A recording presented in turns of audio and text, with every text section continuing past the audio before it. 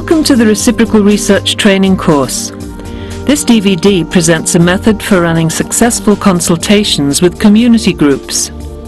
It can be used for identifying problems, risk and needs analysis, program evaluation and strategic planning.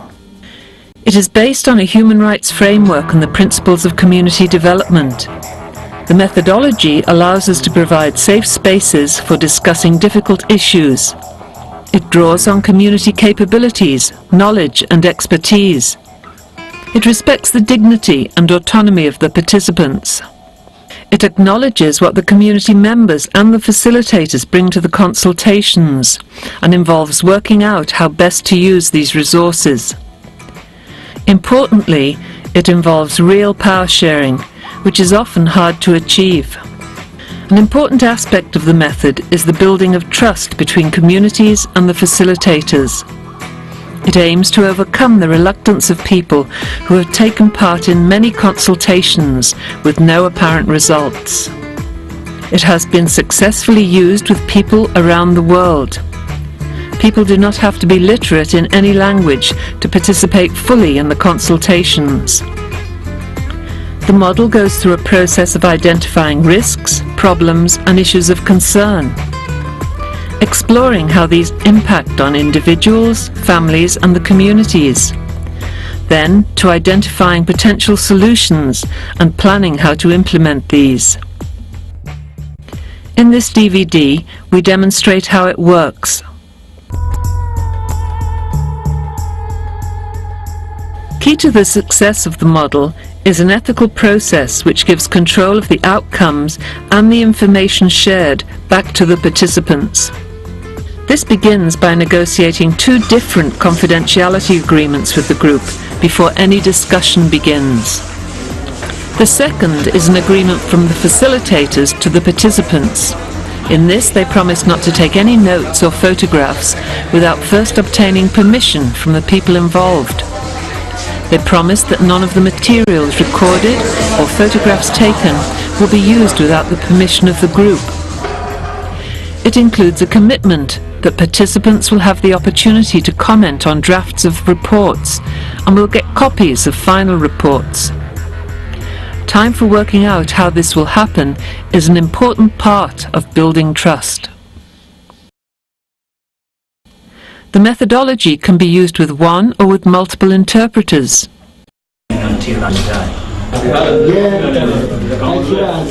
You will need to plan enough time for the interpretation. If possible, the facilitators should have experience in working with interpreters. It is important that you talk directly to the participants, not to the interpreters, and that the interpreters use the first person when translating. Interpreters also need some initial training about the methodology and the use of specific language, particularly when discussing things such as rape and sexual violence. It is important to check with participants that they are comfortable with the interpreters who are provided, and then that the interpreters must also sign the confidentiality agreements. If distressing material is discussed during the consultation, you must include the interpreters in any debriefing and check that they are feeling okay before they leave. You will be able to have them to tell their story and also care for themselves as they're telling their story.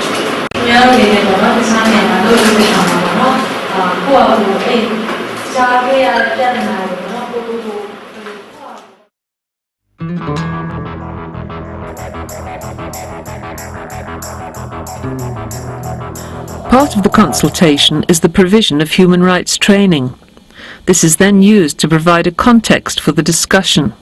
The United Nations has produced many international conventions, declarations and legal documents which are all called human rights. And all of these laws and documents brought together is what we call the human rights framework. And UNHCR says it uses a human rights framework for its work. All of the big international aid agencies now have adopted a human rights framework. We should be using a human rights framework in our work here in Australia. The role of the United Nations is explained, and a series of graphics are used as discussion points for exploring how people experience access to their rights. Games and exercises are used to explain complex concepts such as indivisibility and inalienability. Rights are colour-coded, and a necklace is made as a symbol of our universal human rights.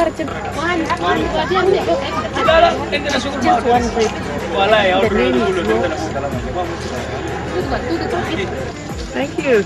Beautiful. Thank you. Participants are asked to relate the relevant human rights to the issue which is the focus of the consultation. It might be on shelter or housing, health issues, sexual and gender-based violence, or more generally evaluating how services are responding to their needs. It is important that all of the discussion is recorded, as near to verbatim as possible. This is a critical part of the data collection.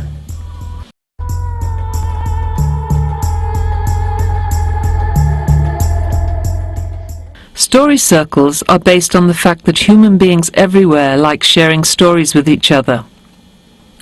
This can be their own story, that of a friend, neighbour or colleague, or one that they have heard at work.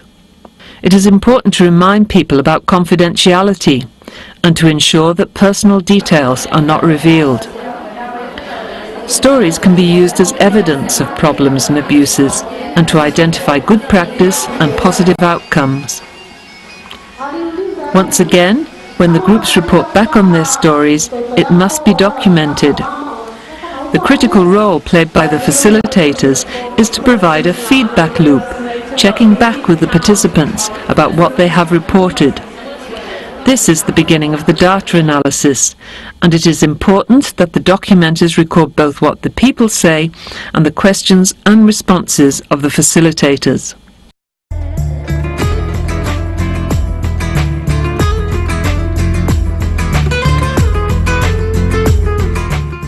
Both story circles and the matrix exercise are excellent ways of guiding discussion around issues. The matrix exercise allows a much deeper level of analysis, but it does need more time. The ideal is to do both exercises, but as the facilitator, you need to decide which is the most useful for the consultation you are running. The exercise involves facilitators designing a matrix, which has the main issues to be discussed on one axis and the people they impact on along the other. We used the matrix which is on the wall here and on the screen. We looked at 10 areas of concern in the safety of women down one side, and we looked at women of all different ages and demographic groups along the top. The group is then invited to discuss how the issues impact on the different groups.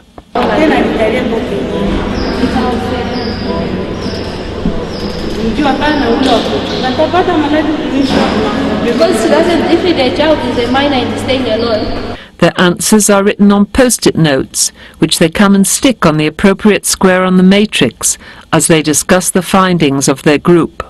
The combined answers from the notes provide important data for the report. Once again, the facilitators feed back what they are hearing, and the discussion is well documented. First of all, I want to ask you a question about what you said about the unaccompanied minor girls. You said that she can date anyone and she's not controlled. It sounds as if your group thinks that unaccompanied minor girls are all girls without morals. The key activity in this method is that of using storyboards to explore the participants' analysis of the situations which they are describing and to document the potential solutions which they suggest. In small groups, drawings are prepared answering 6 questions. They are: 1. A problem or issue of concern to the group. 2. The impact of this on individuals, families and the community. 3. Where people can go for assistance at the present time and the effectiveness of what is available. 4. What do the participants suggest as potential solutions? What would they do if they were in charge? This is perhaps the most important question of all. 5. Who should be taking these actions?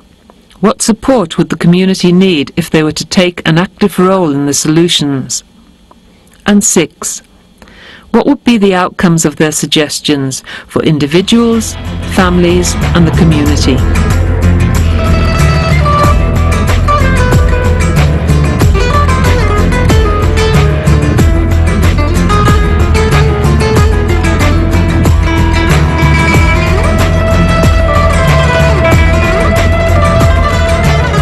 Each group presents its storyboard to the larger group, spending at least 20 minutes explaining their drawings and ideas.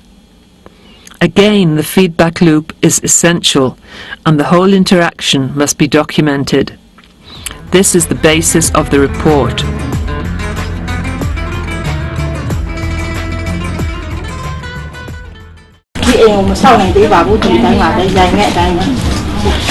You can see in picture number 4, the house is not straight anymore. It's leaking. It's about to fall. But because we could not get enough building material, so we cannot renovate and rebuild it. So it's still there. It's in this kind of position. Number 6 is like we also believe that we would like to wear, you know, a beautiful human necklace that to make up. A necklace, we have to pick the beautiful stone, but we don't have a string to make a beautiful necklace. It's possible and a very good idea, because I have understood that many of your children, when they go to school here, because they haven't been to school for a long time, because their schooling has been interrupted, they need extra help with homework, extra support.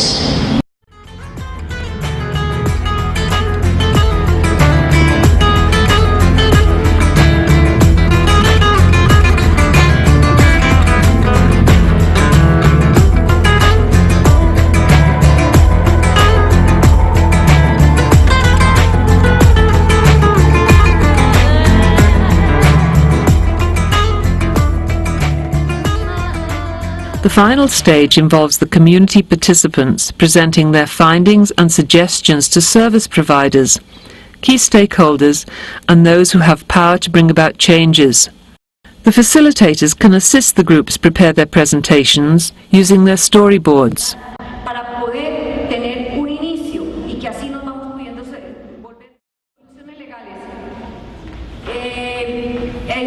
Las dos vienen ligadas de la mano, puesto que ahí vemos todo a lo que estamos expuestos, porque de todas maneras existen funcionarios que no quieren, a lo que estamos expuestos, porque de todas maneras existen funcionarios que no quieren hacer su labor correctamente y nos rajan, no tenemos acceso a que nos escuchen correctamente porque son archivadas las declaraciones, muchas veces no somos oídas, simplemente plasman nuestras quejas en un papel y lo archivan.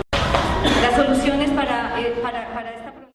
If possible, stakeholders should do the exercise separately and the two groups present their findings to each other as a basis for discussion.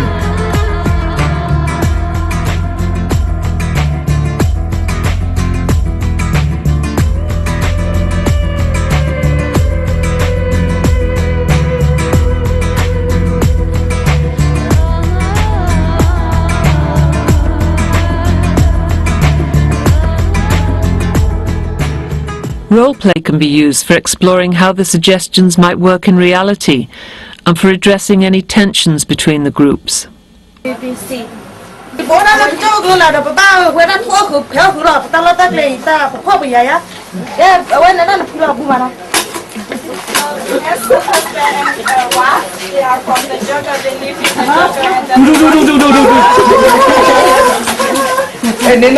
Forced relocation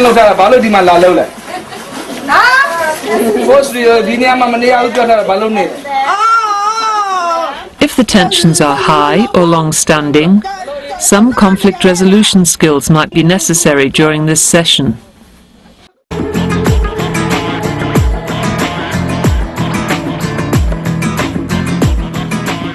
Once actions have been decided, it is essential that a plan be made to take them forward. You said you're going to do some community education here. We must identify who will do what, give timelines and expected outcomes, and these must be very realistic. So it's a traditional restaurant. Okay, so what will you have to do to make a traditional restaurant? What will you have to do?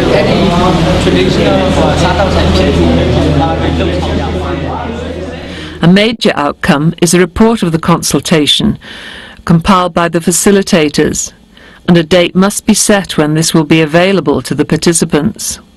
This is necessary to maintain the trust we have built and to make sure that people do get something back for the time and effort they have contributed. Community members understand as much as we do that some things cannot be changed and others take a long time.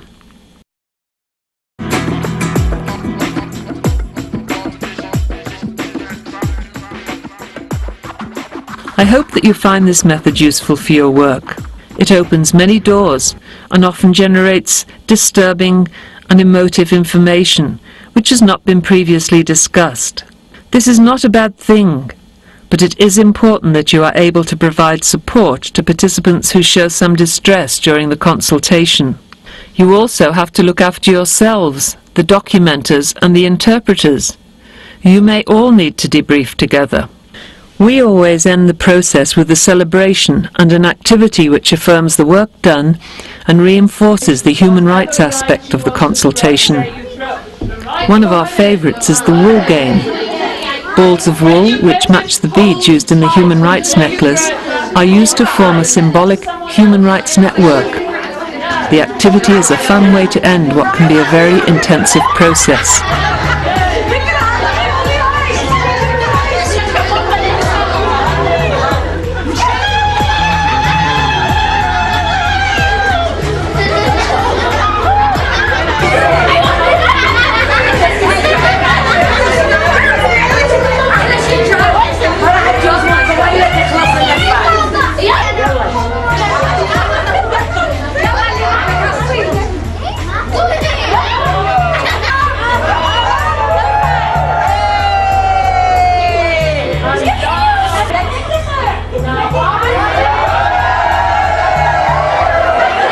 The results are worth it. Some good things, however small, always happen after these consultations. Good luck.